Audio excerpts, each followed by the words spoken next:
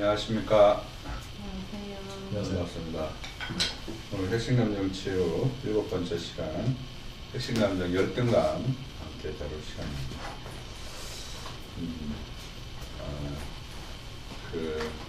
오늘은 좀 인격, 우리가 지난번에 이제 인격 문제를 좀 얘기를 했는데, 인격에 관한 얘기를 좀 더, 신학적인 얘기를 좀 더 하고, 내용으로 좀 들어가겠습니다.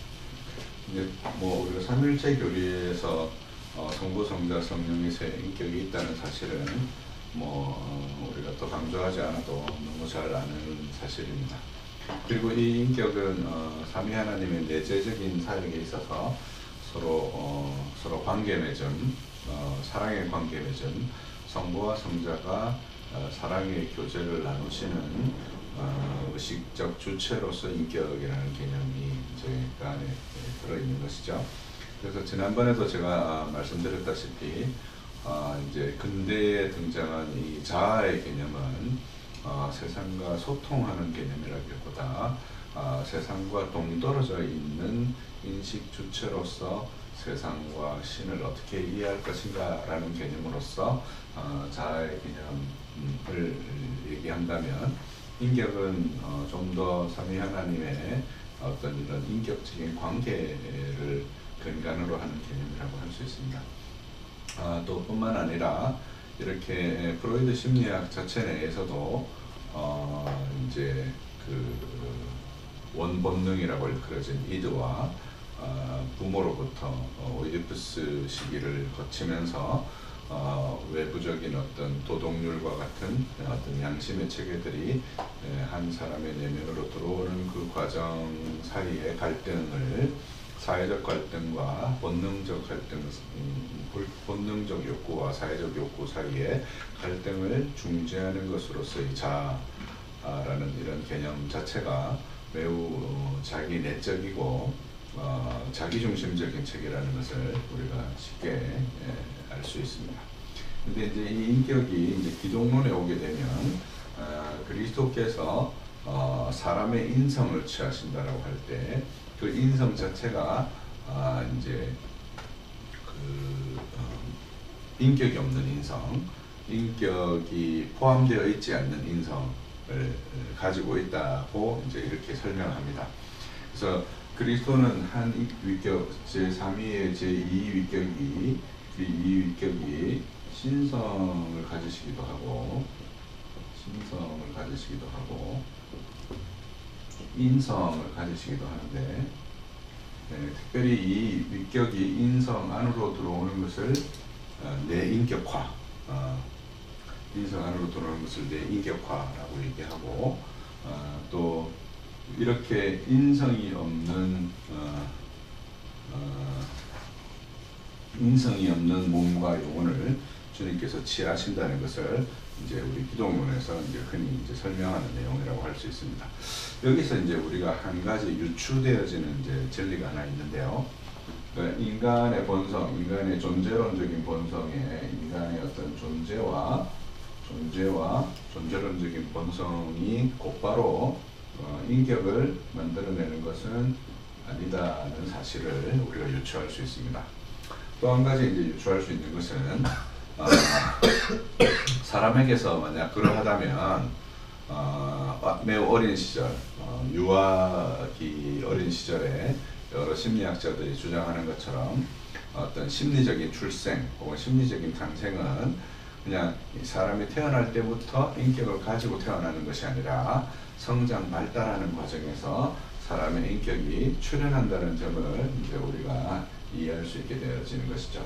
그래서 이 기독론과 삼위일체론으로부터 인격에 관한 적어도 두 가지의 어떤 전제를 우리가 우리 신학적 전제 혹은 성경 해석하는 전제를 우리가 얻을 수 있는데, 그 두 가지 전제가 무엇이냐면 바로 이 존재 자체가 인격이 존재 자체에 포함되는 개념이 아니라는 것과, 인격은 나중에라도 출현할 수 있다는 점을 이제 우리가 생각할 수 있는 것입니다. 그렇게 해서 우리의 인격이 이제 출현을 하게 되는 본성, 우리의 본성, 인성이라고 일컬어지는 이 본성은 몸과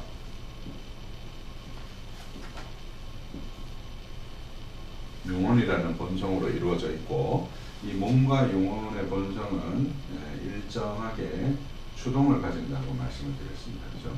마치 삼위일체에서 성부로부터 성자께서 나시고 성부와 성자로부터 성령께서 나오시는 것처럼 몸과 영혼은 일정하게 추동의 힘을 가집니다. 그 추동의 힘이 몸과 영혼으로부터 우리의 마음에 표상을 만들게 되는데요. 표상을 만들게 되는데 그 표상이 이제 세 가지로 드러나는 것이죠. 무엇으로 드러나냐면 하나님 상과 사자상과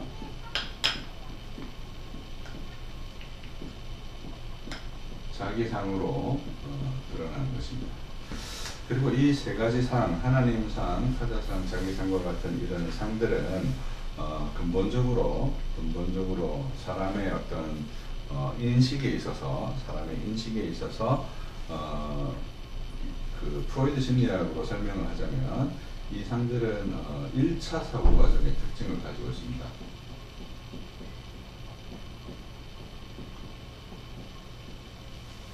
사고 과정은 이제 크게 두 가지가 있는데요. 1차 사고 과정과 여기서부터 발달하게 되는 2차 사고 과정이 그 특징이라고 할 수 있습니다. 1차 사고 과정의 이제 주된 특징은 이제 주로 어떤 것이냐면요. 이제 무엇인가 어떤 자기의 어떤 욕구나 추동이 특정한 하나의 개념에 특정한 하나의 이미지에 응축되어지는 그런 특징을 보이고, 그 응축이 다른 것으로 이렇게 전치되어지기도 하고, 그게 어디엔가 붙었다가 떨어지기도 하는 이런 특징을 가지는 거죠. 근데 이제 우리말에 이제 우리 옛날 노래 중에 원숭이 궁둥이는 빨개, 빨간 것은 사과, 사과는 맛있어, 맛있는 건 바나나, 바나나는 길어, 긴 것은 기차, 기차는 빨라, 이런 노래가 있었잖아요. 그런 이제 연상적 사고. 그래서 1차 사고 과정의 주된 특징은 이런 연상적 사고의 특징을 보입니다. 이 연상적 사고의 이제 가장 대표적인 형태, 1차 사고 과정의 가장 대표적인 형태가 뭐냐면 이제 꿈이죠, 꿈. 그래서 이제 우리 특별히 이제 한국 사람에게 있어서 돼지꿈, 먼저 돈 들어오는 꿈이다, 이제 이렇게들 보통 생각들을 하시는데요. 한국 사람에게 있어서 돼지꿈이 돈 들어오는 꿈인 것은 논리적으로는 설명이 안 됩니다. 돼지가 왜 돈 들어오냐? 돼지가 뚱뚱하기 때문에 돈이 들어오냐? 돼지가 이렇게 살집이 좋아서 돈이 들어오냐? 그런 것으로 설명이 안 되는 것이죠. 돼지 꿈이 돈 들어오는 꿈인 이유는 돼지가 한자로 돈이기 때문이에요. 그런 정말 서로 연관성이 없어 보이는 것이 연상적으로 이렇게 연결되어지는 거죠. 그래서 이제 우리 한국 사람들의 어떤 경험의학 가운데 그런 것들이 있잖아요. 고양이를 구워 먹으면 관절에 좋다. 이런 식의 연상적 사고를 이제 1차 사고 과정이라고 하고, 이 1차 사고 과정을 주로 지배하는 것이 이제 감정과 어떤 인간의 욕구와 같은 것들이 주로 지배하는 것이죠. 추동이라는 것이 본래 이제 마음에 표상되어질 몸과 영혼으로부터는 우리에게 확인이 되지 않고, 그게 마음에 표상되어졌을 때 확인이 되는데, 그 마음에 표상되어진 것으로 확인되어질 때는 주로 두 가지로 이제 확인이 되죠. 추동이 두 가지로 확인되는데, 한 가지는 사랑으로 확인되고, 누군가에게 의지해서 사랑받으려고 하는 것으로 확인되고, 달리는 이제 인정, 이렇게도 확대해서 설명할 수 있겠습니다. 그 다음에 다른 한 가지는 이제 미움으로 이제 이렇게 표상되어지는 것을 볼 수 있습니다.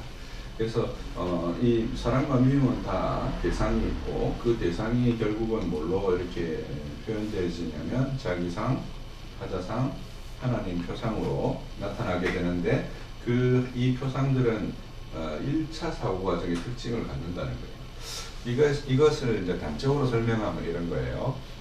예를 들어서 이제 어려서 이제 아버지한테 오랫동안 좀 학대를 당하고 이렇게 계속해서 이제 막 미워하고 비난하고 뭐 욕을 하고 쓸모없는 놈이라고 막 나무라고 그런 것을 계속해서 들었던 한 사람이 있다고 생각할 때 그런 사람에게 이제 성경을 통해서 메시지를 줄 때,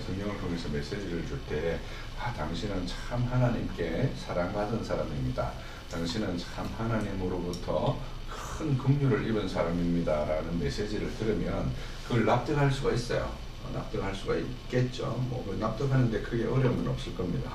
머리로는 이해가 되어지는데 막상 현실적인 문제에 딱 부딪히게 되어지면 그게 자기의 내면 깊은 곳에, 영혼의 깊은 곳에 그 사람의 그 영혼을 설득하고 그 사람의 영혼과 삶 전체가 거기에 헌신되어지도록 하는데 장애 요인으로 작용하게 되는 것이죠. 그래서 그 사람이 그것을 매우 논리적으로 합리적으로 성경 공부를 통해서 매우 분명하게 납득하고 있다 하더라도 바로 이러한 1차 사고 과정의 어떤 근본적인 정서 때문에 그 위에 있는 여러 공부들이 뒤틀리는 현상이 발생하게 되는 것이죠. 그래서 이 하나님상, 타자상, 자기상은 제가 하나님상, 타자상, 자기상이라고 했지만 이 하나님상, 타자상, 자기상은 근본적으로 좀 1차 사고적인 특징을 가지고 있습니다. 1차 사고적인 특징을 가지고 있고 이 1차 사고적인 특징을 가지고 있는 하나님상, 자기상, 타자상은 2차 사고적인 특징으로 발달해야 되는데요. 2차 사고적인 특징이 주로 뭐냐면 논리, 그 다음에 현실, 그 다음에 원칙 이런 것들이 주로 이제 2차 사고의 주된 특징이라고 할 수 있는데 우리가 이제 하나님의 형상, 하나님께서 이 표상이라는 게 사실 이제 이미지잖아요. 이미지이고 이미지는 이제 우리가 하나님의 형상이라고 말할 때 God's image라고 할 때 바로 그때 사용되어지는 단어이기도 하고 그 하나님의 형상이라고 할 때 이제 우리가 배운 하이델베르그 요령 문답이나